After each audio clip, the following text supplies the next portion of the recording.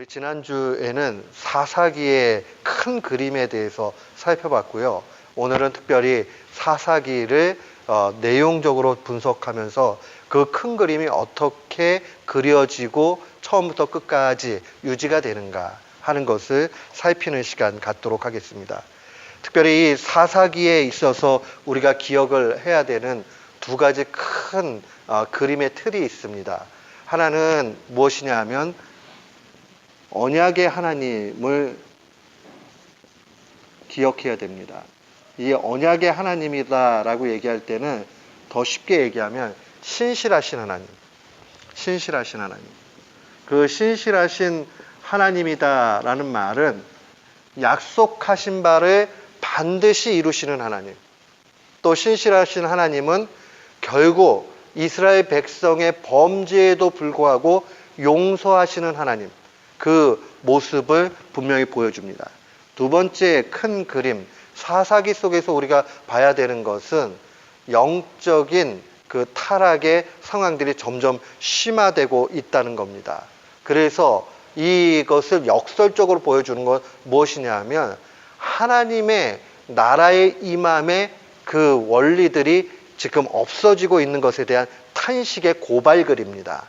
그러니까 쉽게 얘기하면 사사기는 영적으로 완전히 침체되는 것을 보여주고 그 침체되는 걸 통해서 하나님이 우리에게 요구하는 것은 참다운 하나님 나라의 실행이 있을 때는 영적으로 상승하게 된다는 것을 역설적으로 알려주시는 겁니다. 그래서 하양 나선형의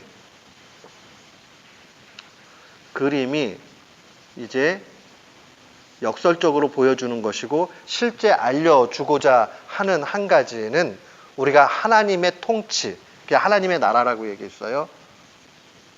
하나님 나라의 그 임함이 우리 가운데 와야 된다는 거죠. 그러니까 우리가 요 큰 두 그림 속에서 항상 이 사사기를 읽어낼 수 있어야 됩니다. 그래서 하나님의 통치 밖으로 나아가게 되면 인생은 분명히 하나님의 신실하심 때문에 고난을 받는 가운데 또 징계를 받는 가운데 결국은 하나님의 은혜 속으로 인도함을 받게 된다는 것을 보여줍니다. 그래서 이 큰 그림에 대해서 이 사사기 서론이 그 내용들을 잘 보여줍니다. 이 서론은 두 가지의 본문으로 이렇게 첫 번째 서론, 두 번째 서론으로 볼 수 있는데 우리 그 표 제가 오늘 강의안 요약한 것들에 보면은 두 부분이 나오죠. 첫 번째 서론 1장과 2장 5절까지의 내용들, 두 번째 서론은 2장 6절부터 3장 6절까지의 내용들. 실상은 1장, 2장, 2장 정도가 서론의 주된 큰 그림이다. 그렇게 보면 됩니다. 시작은 이렇게 되지요. 1장 1절 말씀에 보면 여호수아가 죽은 후에라는 말로 시작이 되고 2장 8절은 여호수아가 죽음에라는 말로 시작을 합니다. 두 개가 아주 새로운 시작을 알리는 데 있어서 여호수아의 죽음에 대해서 이야기를 해주는 거죠. 그래서 우리가 일반적으로 사사시대라고 얘기하면 언제부터 언제를 얘기하죠? 지난주 거 좀 생각을 하시면 여호수아 죽음 이후에 여호수아 사후부터 해가지고요.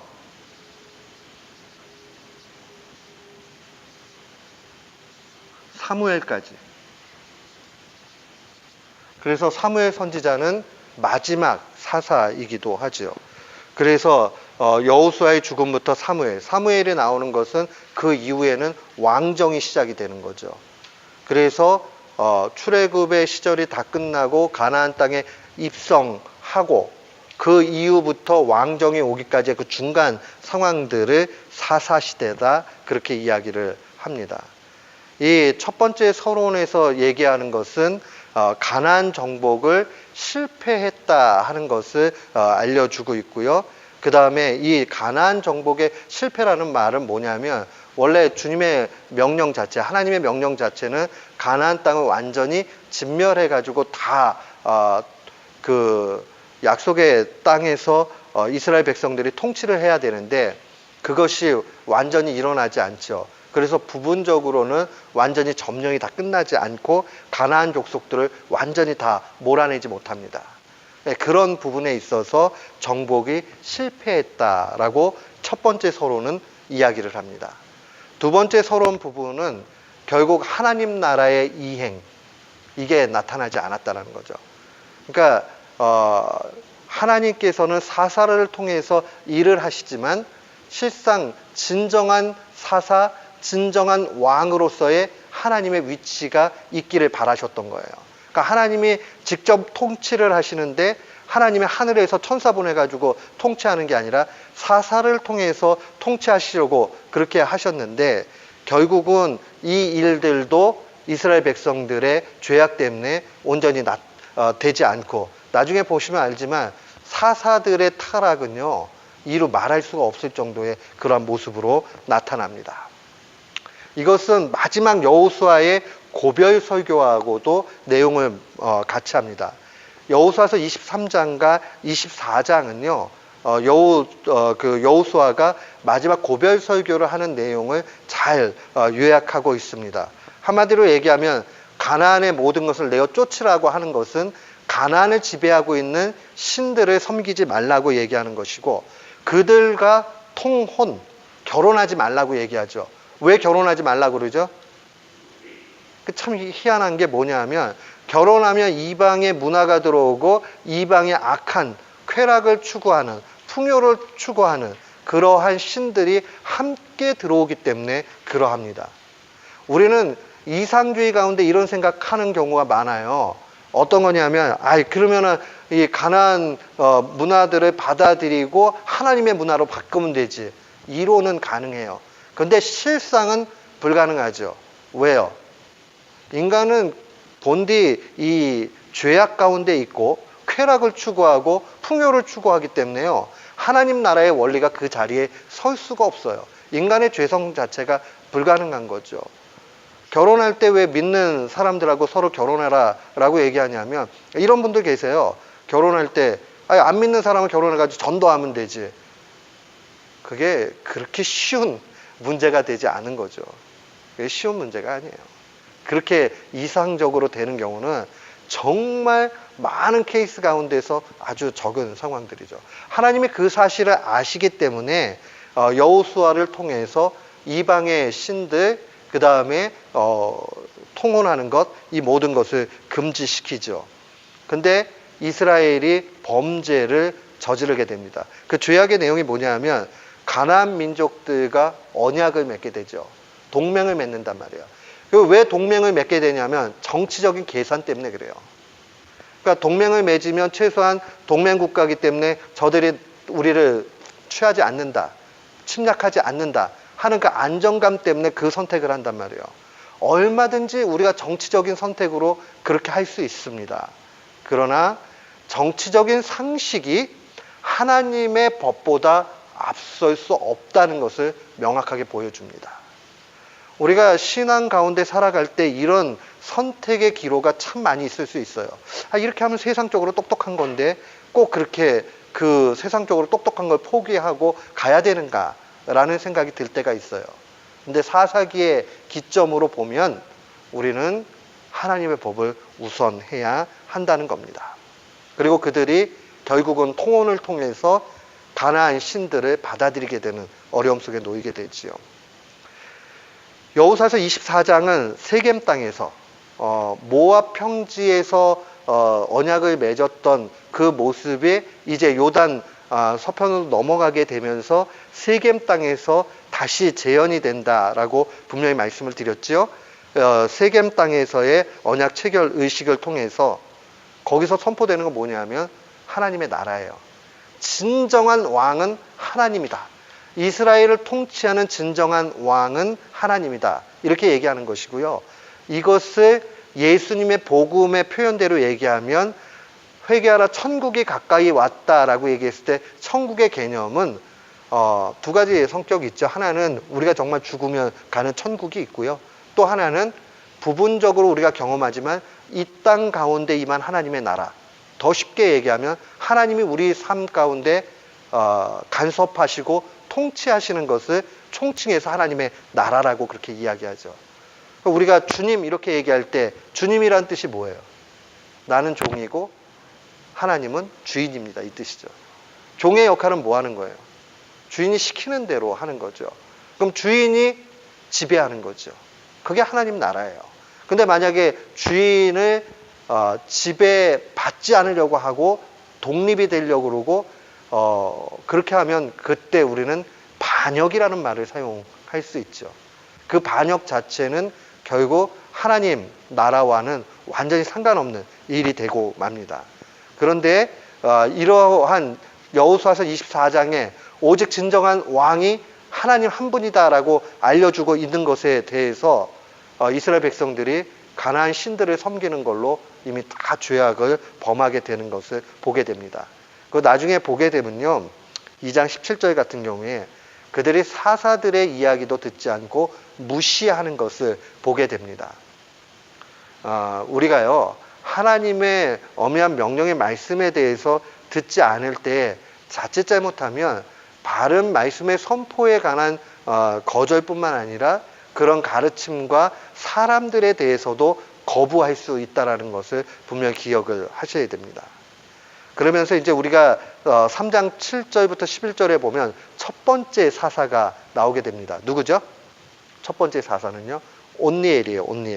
온니엘인데 이 온니엘 스토리를 보면 요게 반복적으로 나타내는 하나의 전형적인 티피컬한 그런 그 프레임 구조를 딱 알려줘요. 거기 보면 악행, 우상숭배, 진노, 압제, 부르짖음, 사사 세움, 이기고 태평하고 그 다음에 사사가 죽고 그 다음 장리하고 요런 요소들이 모든 스토리마다 다 나오는 건 아니지만 요 틀 안에서 계속 반복이 됩니다.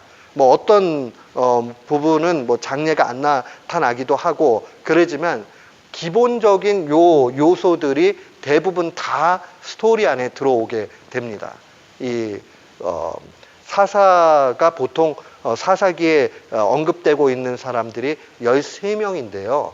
어떤 분들은 12명으로 얘기하기도 하고요. 어떤 분들은 13명으로 얘기해요. 왜 그런지는 제가 좀 이따 설명을 드릴게요.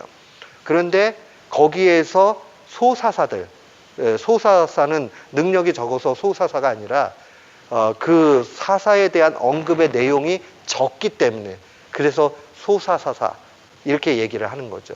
적다. 그러면 보통 이제 우리가 주요한 사사들은 그 표에 나와 있는 6명의 사사입니다. 온니엘, 에훗, 드보라, 기드온, 입다, 삼손. 요 사람들은 분량을 많이 차지해가지고 나타납니다. 보면 첫 번째 사사로서 온니엘이 나타나는데 온니엘은 갈렙의 조카였지요. 그리고 기럇세벨을 친 후에 이 갈렙의 사위가 되는 것을 우리는 볼 수 있습니다.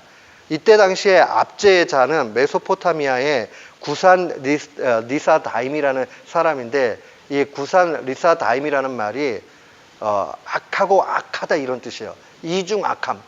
그러니까 그냥 악한 정도가 지나치기 때문에 사람들이 이름을 붙일 때 얼마나 악독했으면은 뭐 옛날 미국 대통령 표현대로 하면 악의 축 같이 얘기하는 그런 존재가 바로 이 메소포타미아의 왕이었던 구산 리사다임이었습니다. 그러니까 압제 가운데 있죠. 그게 속박을 받은 게 한 8년 정도 되고요. 그 이후에 온니엘 이후에 태평성대를 한 40년 정도를 누리게 됩니다. 그 다음에 두 번째 나오는 사람은 에훗이죠. 에훗의 별명은 뭐였죠? 왼손잡이였죠. 왼손잡이. 근데 이 왼손잡이라는 이 표현은 독특한 표현이에요. 이 사람이 뭐 선천적으로 진짜 왼손을 썼다 그런 뜻이 아니고요. 오른손에 장애가 있었다라는 것을 보여줍니다. 제한적인 상황에 놓여진 사람인데 하나님이 이런 사람을 통해서도 하나님의 일꾼으로 얼마든지 사용하신다는 것을 분명히 봐야 됩니다.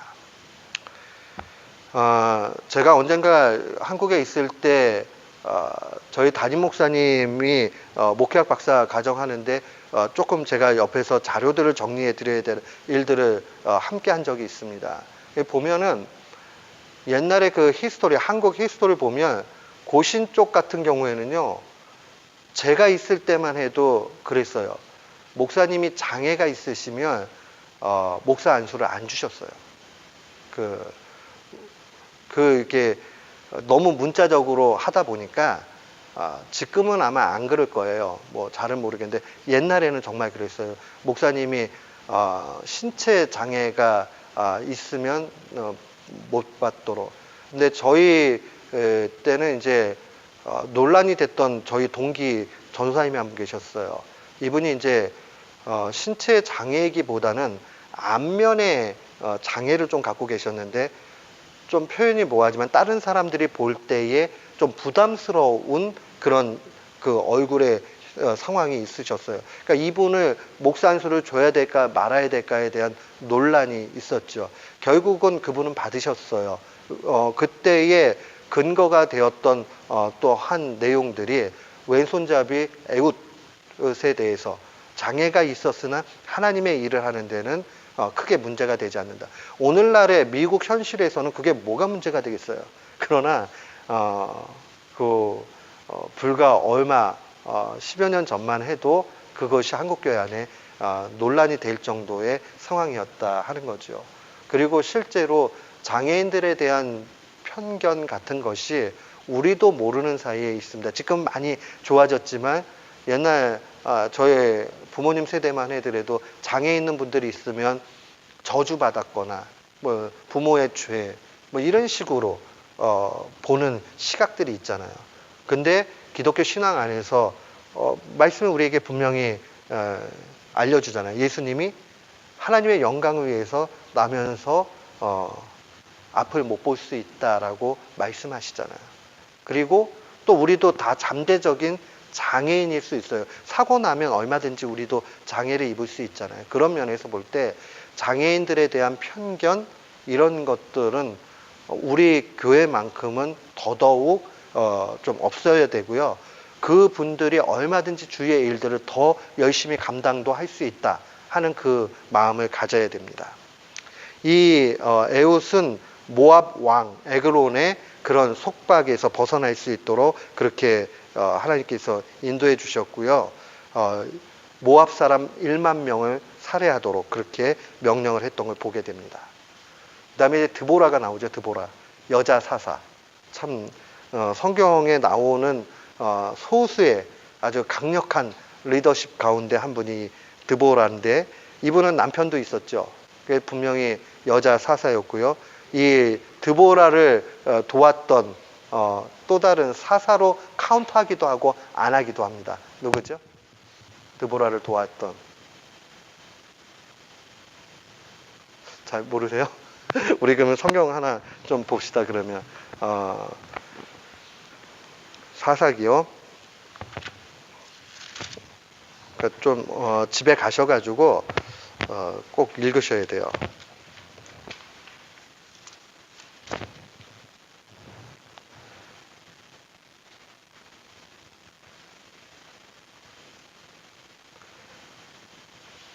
육 절 말씀 한번 볼까요? 6절 말씀. 4장 6절, 사사기 4장 6절.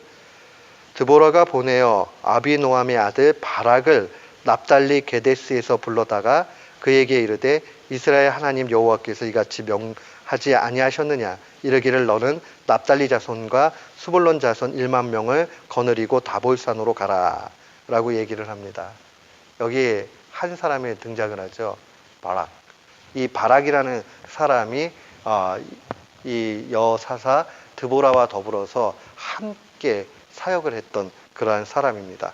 꼭 그 같은 시대에 같은 짝으로 기억을 하시면 좋을 것 같아요.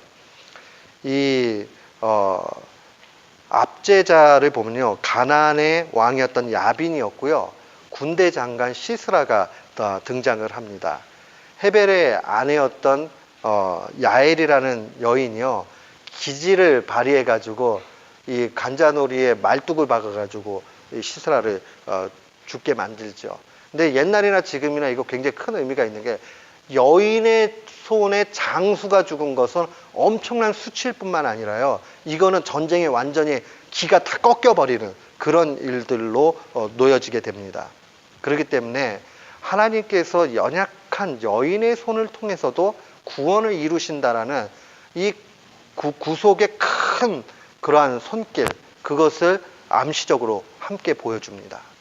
그러니까 우리가 아무리 상황이 어렵고요, 우리 인생 가운데 어려움을 만나도 여인의 손을 통해서도 구원을 이루신 하나님께서 얼마든지 그 일들을 해결해 주신다는 소망 가운데 갈 수 있습니다.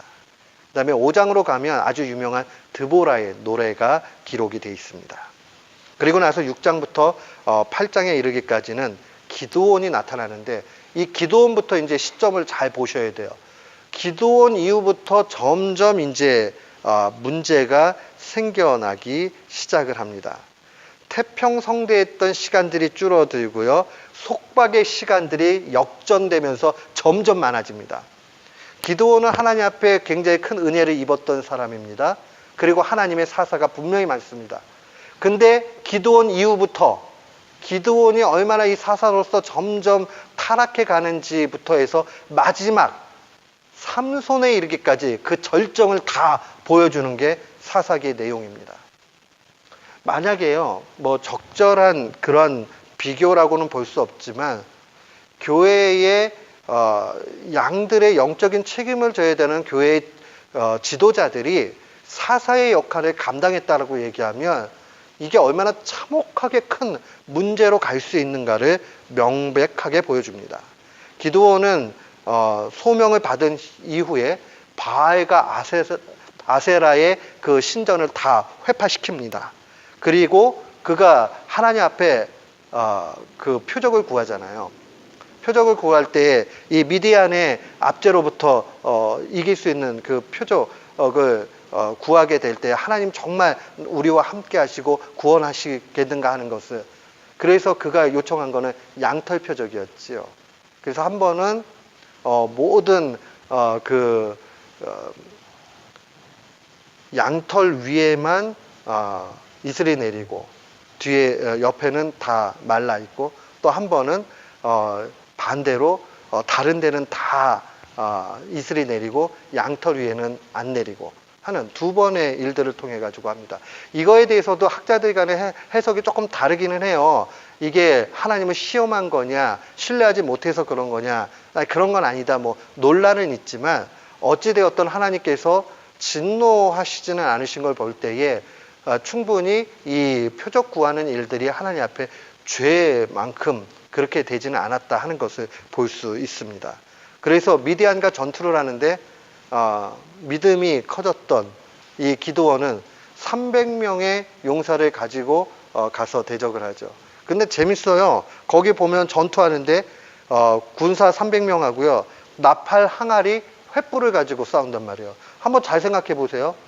전쟁을 하는데 무슨 나팔은 그나마 뭐 조금 전쟁에 유용한 도구가 될 수 있다라고 하지만, 항아리하고 횃불이 무슨 그게 저기가 되겠어요.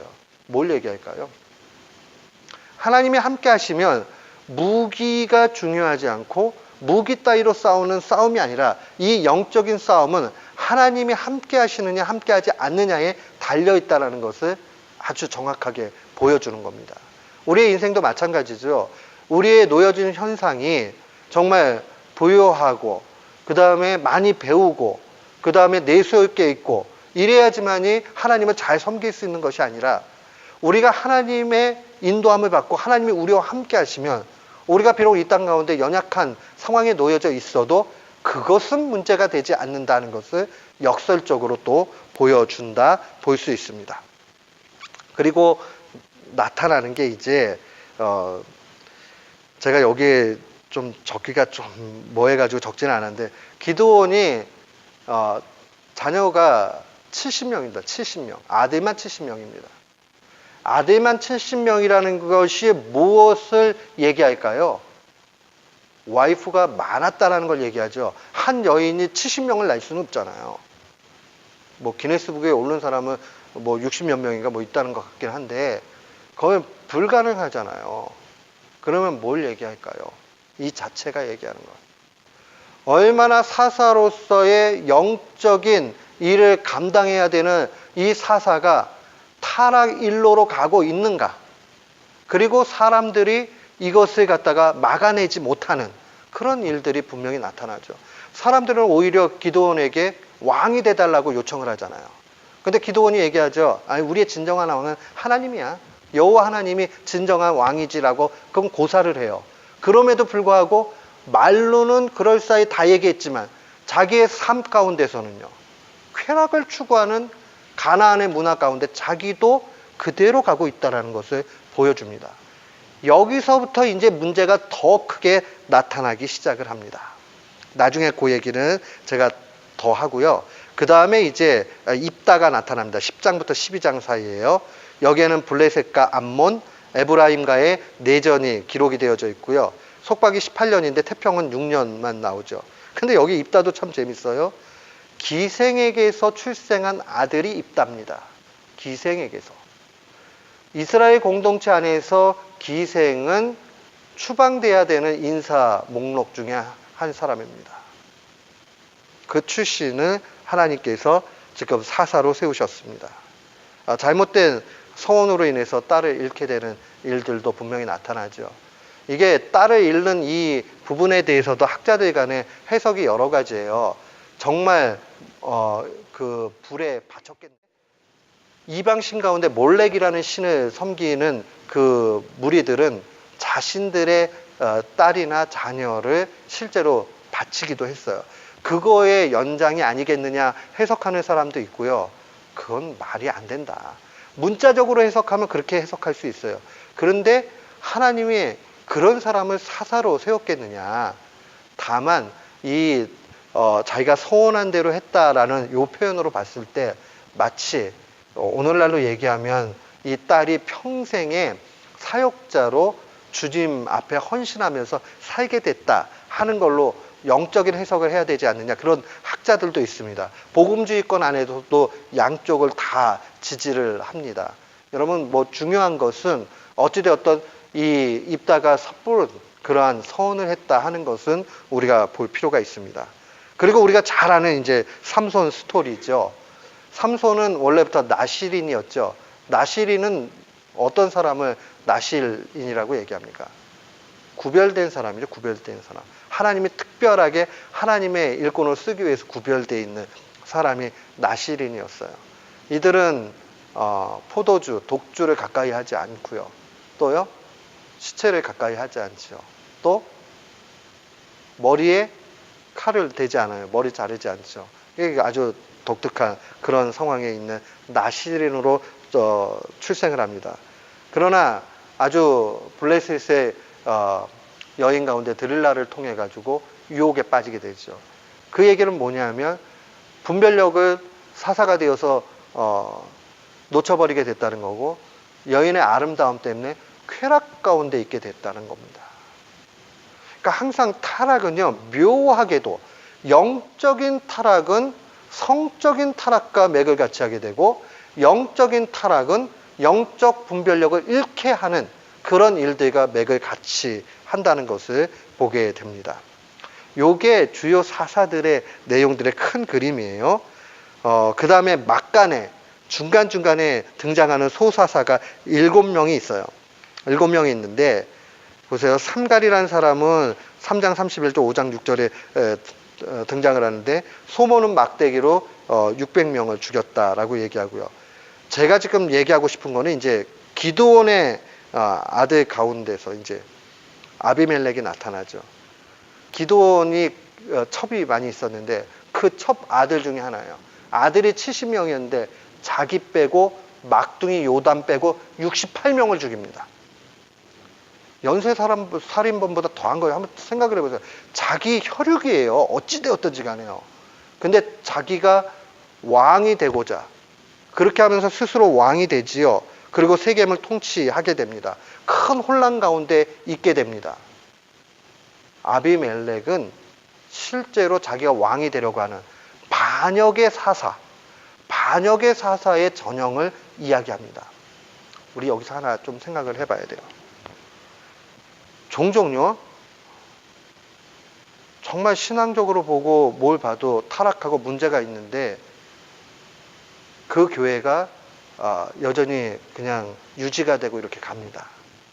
그때에 우리가 영적인 분별력을 분명히 가져야 돼요.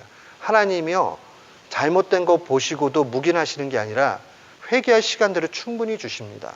근데 끝까지 참다가 회개 안 하면 그 다음에는 이제 문제를 일으키게 되죠. 그 문제라는 것은 결국은 하나님 심판하시는 거죠. 실제적인 심판이 나타나는 거죠. 근데 그 와중에 아무 문제가 없으면 사람들이 그거 봐, 문제가 없는 거 볼 때는 하나님도 그냥 용납하시고 가는 거잖아. 이렇게 얘기합니다. 지금 한국교회 안에 이런 일들이 굉장히 많이 있습니다. 그 대표적인 게 세습 같은 문제죠. 그리고 또 그런 문제 가운데 하나가 목회자가 성적인 타락을 하고 교회 지도자들이 성적인 타락을 해도 어떻게 얘기하냐면 남자들 다 그렇지 않느냐라고 포용하면서 가는 분위기입니다. 여러분, 이게 다 같이 사사시대 미쳐가는 행태와 동일합니다. 그래도 그 교회 멀쩡하고 최근에 세습에 대해서 옹호하는 분들이 이미 세습을 완료한 큰 교회 목사님들, 은퇴하신 목사님들이 그렇게 주장하면서 데이터를 보니까 아들에게 세습한 교회들 안정률이 새로운 리더십이 오는 것보다 훨씬 높다. 맞아요. 훨씬 높아요. 근데 그것이 얼마만큼 하나님 앞에 문제가 될 수 있느냐를 그렇게 눈에 보이는 거 가지고만 결정할 수 없다라는 거예요. 더 큰 문제는요. 그것으로 인해서 교인들이 갈등하게 되죠. 그러면 세상의 원리와 교회는 어떻게 달라야 되지 하는 부분들에 대해서는 교회가 뭐라고 얘기하겠어요? 보세요. 북한의 세습 저 일들을 보면서 저 미치갱이라고 막 그러면서 막 반대하는 큰교회 목사님들이 자기는 세습을 해요. 그래놓고 자기는 문제는 없는 거예요. 얼마나 우리가 잘못되었는가 하는 것을 여실히 보여드리는 겁니다. 저는 이것을 어떤 교회의 문제 막 이런 거를 들춰내자 하는 뜻으로 드리는 게 아니라 사사기를 바라볼 때에 우리가 얼마든지 그 기간 동안에 하나님이 침묵하고 회개하기를 기다리실 수 있는데 그때 돌이키지 않으면 영적인 파멸까지 갈 수 있다는 것을 엄밀하게 우리가 좀 볼 필요가 있다는 걸 말씀드리는 겁니다. 그리고 이것은 개인 한 교회의 문제라든가 개인의 신앙의 문제라든가 이 차원이 아니라 전체적인 공동체의 영성으로 간다는 사실을 분명히 알아야 됩니다. 지금 여기 내용들을 보면 돌라나 야일이나 입산이나 엘론이나 압돈이나 이런 사람들이 다 보세요. 점점 가면요. 입산 같은 경우에 30명의 아들과 30명의 딸을 둡니다. 여기도 그러면 첩이 많았다는 얘기죠. 엘론이 있고 압돈은 40명 아들에 30명의 손자가 있는데 손자가 어린 나귀를 타고 다녔다. 부의 상징을 얘기하는 겁니다. 그러니까 쉽게 얘기하면 하나님의 사사들이 부요하고 평화스럽게 자기 누릴 거 누리고 그 다음에 첩두고 근데 아무도 얘기를 안 한다니까요. 그리고 그냥 가는 거예요. 다 같이 문제가 커진 거죠. 사사시대는 그러한 시대입니다. 근데 맨 마지막에 진짜 그 마지막 점을 찍고 있는 사람이 삼손이에요. 삼손은 이미 얘기했지만 나시린입니다. 하나님 앞에 크게 이끌림을 받았던 이 나시린이 결국 하는 것은 여인의 꾀에 빠져가지고 하나님의 그 사명을 다 놓쳐버린 데 문제가 있습니다. 점점 이 일들이 반복이 되는데 영적인 상황들은 밑으로 완전히 떨어지게 되죠. 기드온을 기준으로 해가지고요.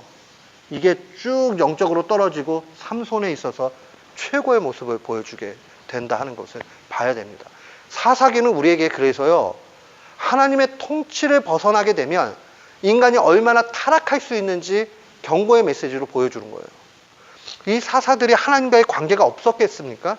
분명히 하나님과의 그 관계성이 있었어요. 있음에도 불구하고 첩을 두는데도 문제가 되지 않고. 아까도 얘기했지만 그 표를 이렇게 보시면요. 점점 속박의 시간들이 기드온 때를 기준으로 해가지고 점점 길어집니다. 근데 태평의 시대는 점점 짧아지는 것을 보게 됩니다. 그리고 사사들이 영적으로 타락하게 되고 윤리적으로 타락하게 됩니다. 수많은 자녀를 두고 부를 축적하게 되고 영적 분별력을 상실하게 됩니다. 여러분, 이 사실을 우리가 좀 두렵고 떨림으로 봐야 됩니다. 사사기의 심각한 사건들 한 4가지가 나오는데요.